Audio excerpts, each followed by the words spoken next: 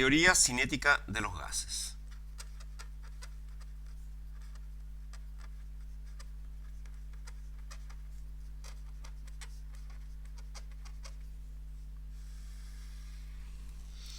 La termodinámica que hemos estudiado hasta ahora se ocupa de las propiedades macroscópicas de la materia, no de las microscópicas. Especialmente aquellas propiedades que son afectadas por el calor y la temperatura, así como la transformación de unas formas de energía en otras. En cambio, la teoría cinética de los gases tiene otro objetivo. Entonces tiene como objetivo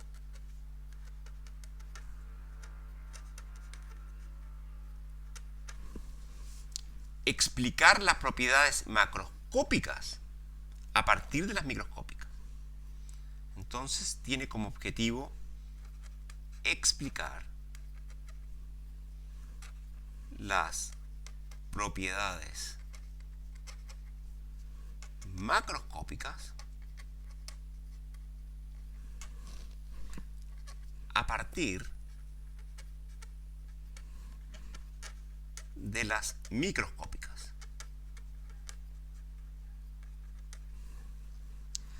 Haciendo uso de la estadística.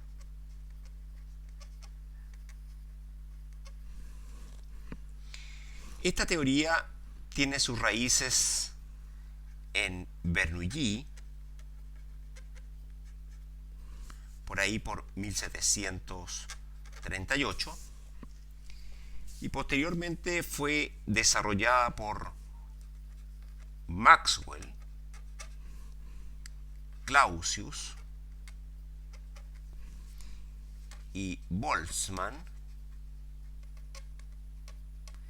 en la segunda mitad del siglo XIX, 1858 a 1868. Por supuesto que es una teoría y la teoría requiere de hipótesis. Entonces, ¿cuáles son las hipótesis que necesitamos para construir esta teoría cinética de los gases? La primera hipótesis es que este gas está constituido por un gran número de átomos o moléculas.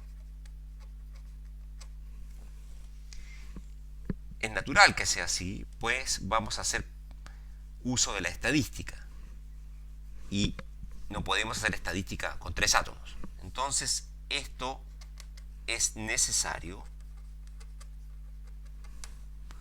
para tomar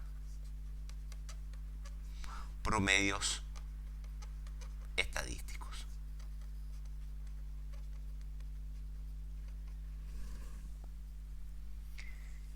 La segunda hipótesis es que las partículas obedecen las leyes de Newton.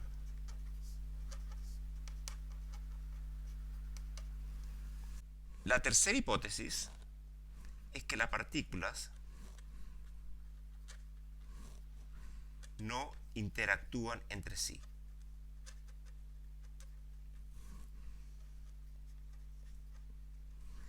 Salvo en choques.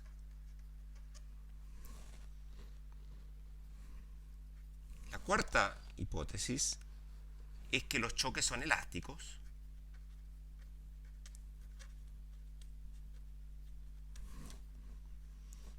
es decir, no hay rotación involucrada en el movimiento de estos gases, ni vibración de las moléculas. Son esferas rígidas, indeformables. Y la cuarta y última hipótesis es que el gas está en equilibrio térmico con sus paredes. Es decir, si está en un recipiente, por ejemplo metálico, el gas está en equilibrio térmico con esas paredes metálicas. Consideremos entonces un gas ideal. Tenemos entonces un cierto volumen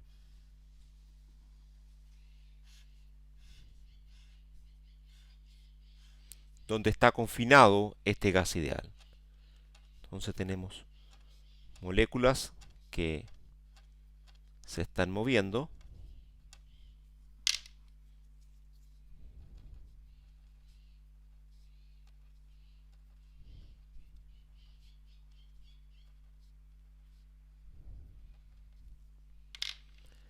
las velocidades de estas moléculas están en todas las direcciones.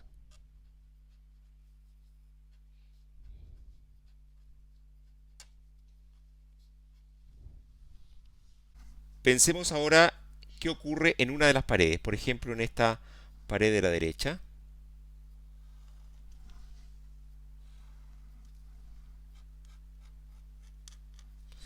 Tenemos entonces una partícula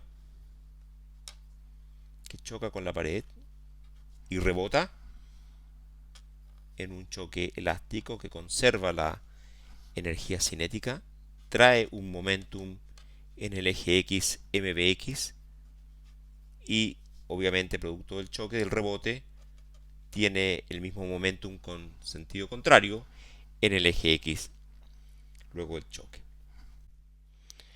Nos interesa ahora calcular la presión que está haciendo el gas sobre esta pared. Entonces debemos concentrarnos en un cierto volumen, no en todo el volumen, sino en un cierto volumen que va a tener como ancho Bx por delta t, es decir, todas las partículas que estén encerradas en este volumen van a chocar con la pared en un cierto delta t. También será A el área de esa cara del cubo. Bien, ¿cuántas partículas encierra ese volumen? Vamos a tener que la densidad de partículas va a ser n. N va a ser el número de partículas que va a haber dentro de la caja, partido por el volumen.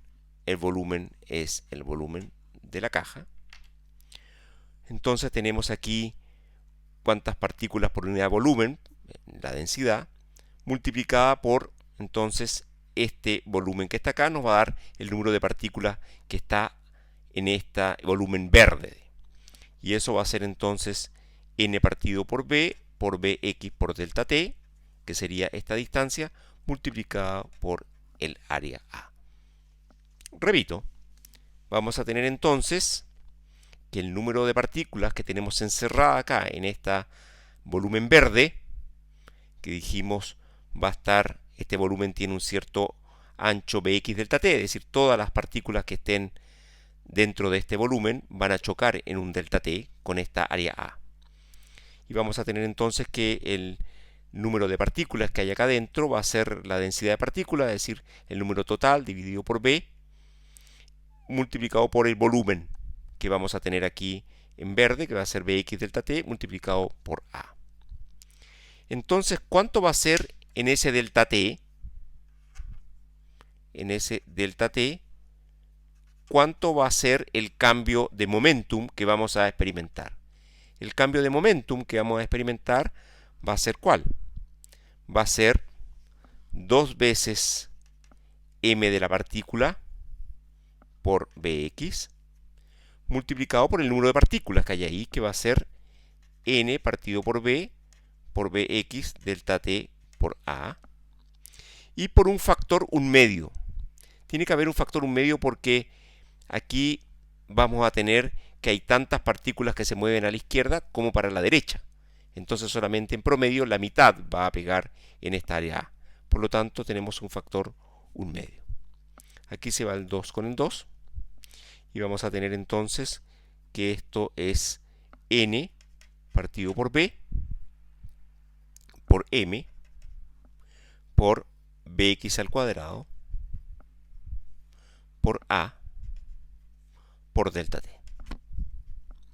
Entonces, la fuerza que va a sentir la pared va a ser el cambio de momentum partido por delta T. Ya dijimos que aquí se obedecen las leyes de Newton, por lo tanto va a ser entonces N partido por B por M por B sub X cuadrado por A. Y el delta T se cancela. Y eso, la fuerza sabemos que es presión por área.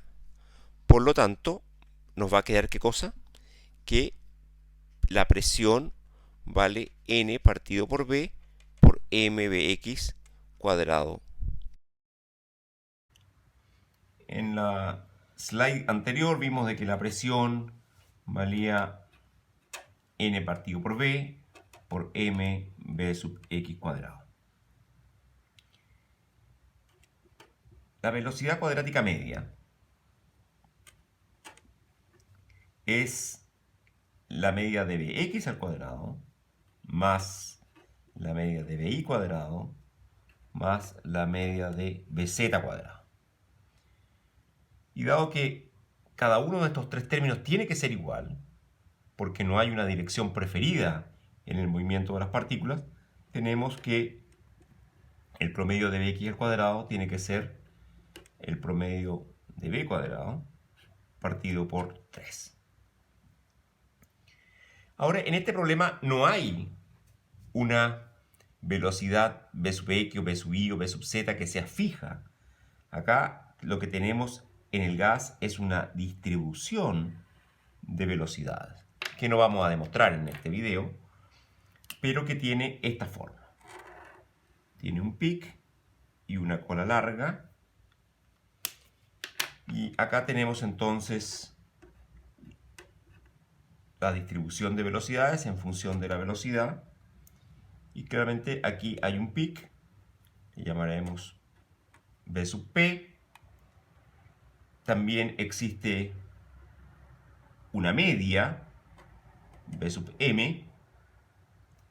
Y existe otro valor que está relacionado a esta cantidad que está acá. Entonces, que sería la raíz cuadrada de la velocidad cuadrática media. Y esta sería la velocidad cuadrática media. Y tenemos entonces que este valor de acá vale aproximadamente 0,88 veces la velocidad media. Es un poco menor que la velocidad media.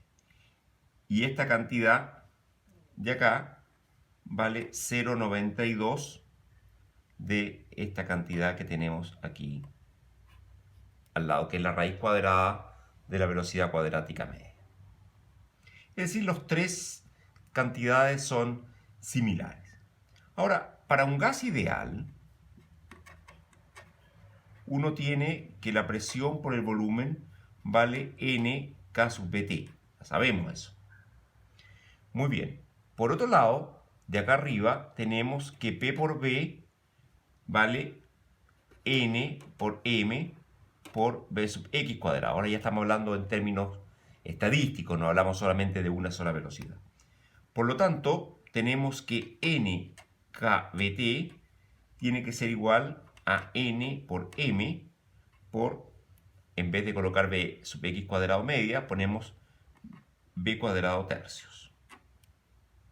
Entonces se van los N y nos queda que M por B cuadrado medios, es decir, un término que tiene que ver claramente con una energía cinética media, es igual a 3 medios kBt.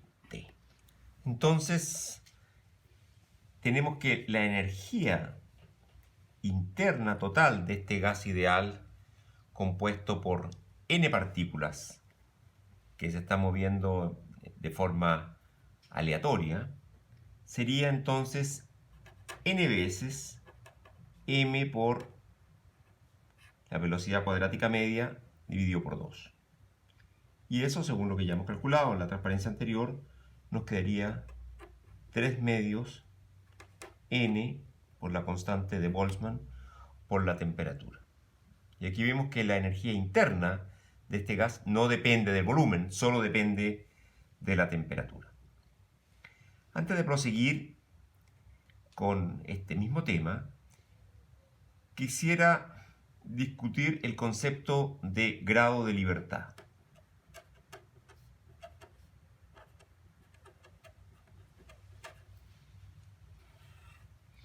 Entonces, se dice que un cuerpo tiene n grados de libertad si se requieren n parámetros independientes para fijar su posición. Cada grado de libertad corresponde a un posible movimiento del cuerpo en el cual varía el parámetro correspondiente a ese grado de libertad. Por ejemplo, tenemos el caso de n partículas, un gas ideal monoatómico.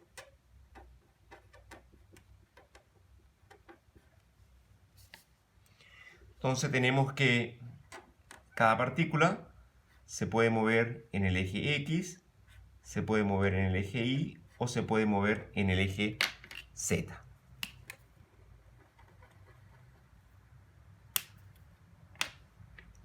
Entonces, cada partícula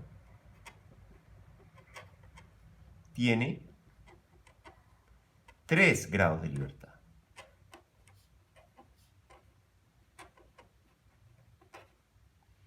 Entonces, el sistema de n partículas, ¿cuántos grados de libertad va a tener? Va a tener, obviamente, 3n grados de libertad.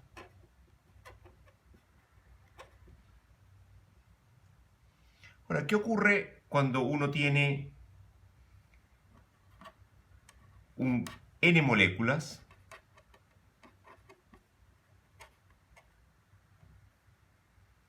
y es un gas ideal diatómico? Bueno, cuando uno tiene un gas diatómico, ¿qué es lo que va a ocurrir? Pensemos que aquí estamos en su centro de masa, ¿no es cierto? Sería el centro de masas. Y aquí tenemos el eje Y, el eje Z. Aquí tenemos la otra partícula. Son dos, es un gas diatómico. Entonces, ¿qué es lo que va a ocurrir? Aquí vamos a tener, entonces, la unión entre ambos. Están unidos, es una molécula diatómica. Entonces tenemos que el centro de masas tiene 3 grados de libertad. Como un todo se está moviendo en los ejes X, Y y Z. Entonces aquí tendríamos 3 grados de libertad. Y ya hemos visto, cuando vimos energía interna, que esto puede rotar. Puede rotar en torno al eje Z o puede rotar en torno al eje X. No en torno al eje Y porque es una molécula que en el fondo es como una línea. Entonces no tiene sentido rotar en torno al eje Y. Entonces en rotación va a tener entonces 2 grados de libertad.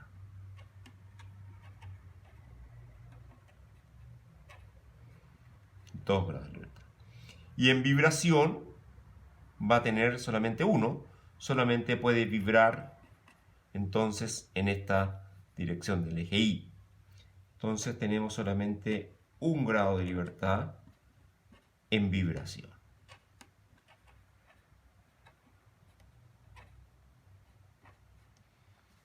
O sea, el total serían 6n, si tomamos las n moléculas, 6n grados de libertad. Una vez ya revisado el concepto de grado de libertad, prosigo con la energía cinética media para un gas ideal monoatómico que valía 3 medios kBt. Pero m b cuadrado medios en promedio lo puedo escribir como m medios por bx cuadrado promedio más m medio por bi cuadrado en promedio más m medios por bz cuadrado en promedio. Y eso vale lo que está acá arriba, 3 medios kBt. Pero ya dijimos que este término y este término tienen que ser iguales porque no hay una dirección preferida en el movimiento del gas. Por lo tanto, tenemos que la energía cinética promedio en el eje X tiene que ser igual a la energía cinética promedio en el eje Y y tiene que ser igual a la energía cinética promedio en el eje Z. Y eso tiene que ser igual a 1 medio kBt. Bueno, nos está diciendo entonces que este término, que sería asociado al grado de libertad según X, este término que sería la energía asociada al grado de libertad según Y, y esta es la energía cinética asociada al grado de libertad según Z, valen 1 medio kBt cada una. Esto, que lo hemos hecho en un caso particular, es lo que se conoce en general como el teorema de equipartición de la energía.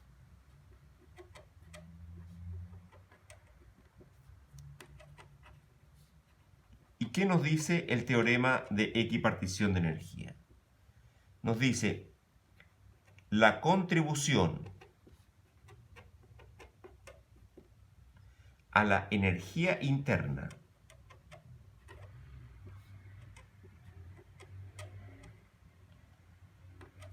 de un gas de cada grado de libertad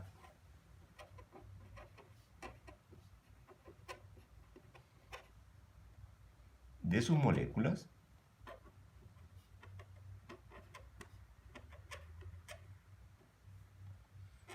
es igual a 1 medio kBt.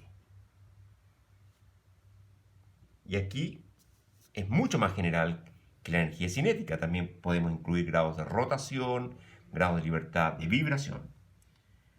Entonces, empecemos por lo más simple, que sería el gas ideal monoatómico, que ya lo hemos visto bastante en este video. Teníamos entonces que la energía vale 3 medios n kBt. Este es un resultado que sería útil que lo aprendieran de memoria en este curso. Bueno, ¿qué podemos concluir de acá? Podemos concluir que si ustedes dividen la energía por los grados de libertad que tiene, es monoatómico, si solamente hay traslación, sería E partido por 3n, ese sería el número de grados de libertad, y eso nos quedaría ¿cuánto? Nos quedaría igual a kBt medio, obviamente. Es la energía por cada grado de libertad, nos da kBt medios. Y esto lo interesante ahora es de que esta división de energía por grado de libertad es proporcional a la temperatura. Y eso es bastante general. Es decir, que si la energía la dividimos por el número de grados de libertad, esto vale para un sólido, puede valer para un gas, o sea, es más general que el gas ideal. Esto de ahí es proporcional a la temperatura. ¿Y esto por qué es importante? Porque me está diciendo que el equilibrio donde yo igualo las temperaturas, lo que estoy igualando es la energía por grado de libertad.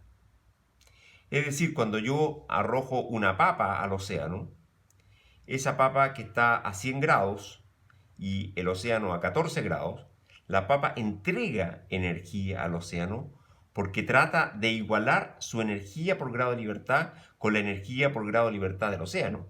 Es decir, la energía por grado de libertad que tiene la papa a 100 grados es mayor que la energía por grado de libertad que tiene el océano. Aunque el océano como un todo tiene mucha más energía interna que la papa.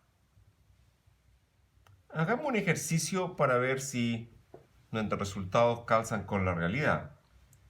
Es siempre importante hacer un contacto con el mundo real. Estimemos la rapidez de una molécula de aire, mismo aire que estamos respirando. Entonces, estimación de la rapidez de una molécula de aire. Entonces,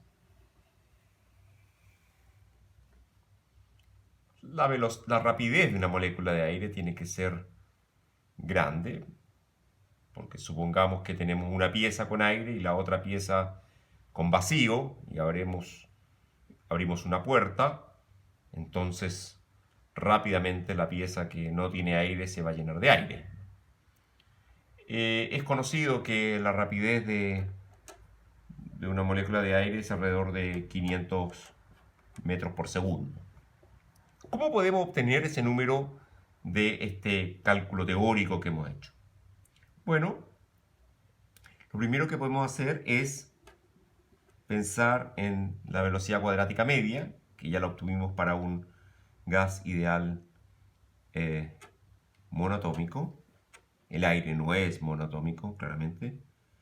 Pero podemos suponer que a cierta temperatura el aire puede comportarse como gas ideal. Así que también vamos a suponer acá que no hay grados de libertad asociados a rotación ni a vibración. Tenemos que hacer algunos supuestos. Entonces, para poder usar este resultado que es válido para un gas ideal monoatómico, donde solamente los grados de libertad están asociados a la traslación. Bien, este resultado ya lo obtuvimos y podemos multiplicar arriba y abajo por el número de partículas, así que nos queda 3 kBt por n partido por m por n. Pero la masa de una partícula por n no es otra cosa que la masa total del gas. Por lo tanto, nos queda 3 kBtn partido por la masa del gas. Pero por otro lado, el número de moles es igual a ¿cuál? El número de moles es igual a la masa del gas partido por la masa molar. Muy bien, pero por otro lado también tenemos que el número de moles es igual al número total de partículas partido por el número de Avogadro. Por lo tanto, tenemos que la masa del gas es igual a m, que es la masa molar, por n partido por el número de Avogadro. Por lo tanto, ¿qué podemos concluir de acá? Podemos concluir que tenemos que la velocidad cuadrática media, que está acá, es 3 por la constante de Boltzmann por la temperatura por n partido por la masa del gas, que sería m por n dividido por el número de Avogadro, que pasaría al numerador. Así que se van los n y me va a quedar ¿cuánto? Me va a quedar 3t, pero multiplicado por n, el número de Avogadro, por kb. Y ya sabemos que eso es la constante universal de los gases. Así que nos queda 3RT partido por la masa molar. De donde obtenemos que una buena estimación sería la raíz cuadrada de esta velocidad cuadrática media. Porque aquí está el cuadrado, así que sacamos raíz cuadrada y nos quedaría raíz cuadrada de 3 por la constante universal de los gases, por la temperatura, aquí está el aire, partido por su masa molar.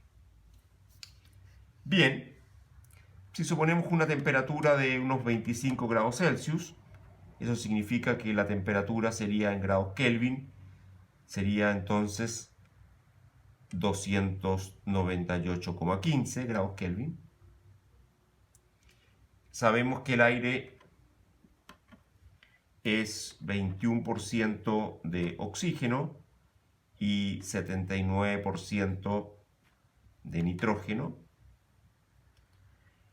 Tenemos que el oxígeno tiene masa molar igual a 32 gramos partido por mol, mientras que el nitrógeno tiene masa molar 28 gramos partido por mol. Eso se puede buscar en Wikipedia. Por lo tanto, la fracción es 21% acá, 79%. Esto implica que la masa molar del gas sería 28,84 gramos por mol. Por lo tanto, si hacemos el cálculo, nos quedaría que la raíz cuadrada de la velocidad cuadrática media sería entonces 3 por la constante de los gases, todo en unidad entonces de metro, kilo, segundo, nos quedaría 8,314 y la temperatura me quedaría 298,15. Y aquí la masa molar tengo que ponerla en kilo para que todo sea consistente. Así que me queda 28,84 por 10 elevado a menos 3. Eso producto de que el gramo es 10 elevado a menos 3 kilos. Si uno hace este cálculo, da 507 metros por segundo, que es bastante razonable con el resultado que es conocido.